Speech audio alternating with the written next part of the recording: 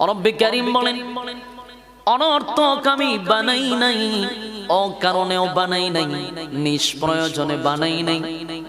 বান্দারে, তোমার ধারণা হতে পারে আমি অনর্থক বানাইছি খাওয়ার জন্য, ঘুমানোর জন্য।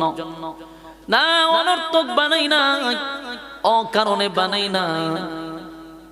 প্রশ্ন যদি করেন, মালিক আপনি আমাদেরকে কেন বানাইলেন?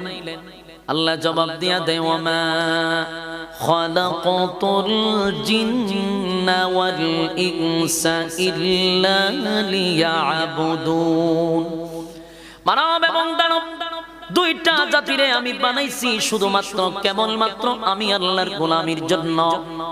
ভুলে যেও না, অনর্থক বানাই নাই, বানাইছি গোলামির জন্য।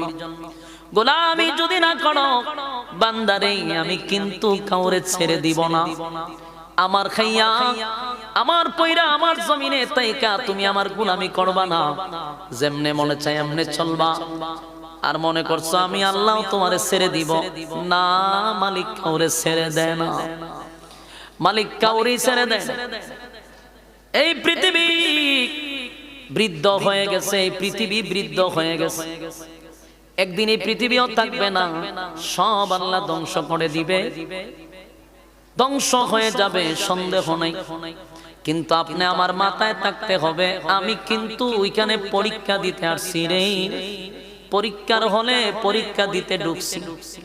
দুনিয়ার পরীক্ষার হলে ঢুকলে পড়ে একটা সময় দেওয়া হয় 2 থেকে 3 ঘন্টা।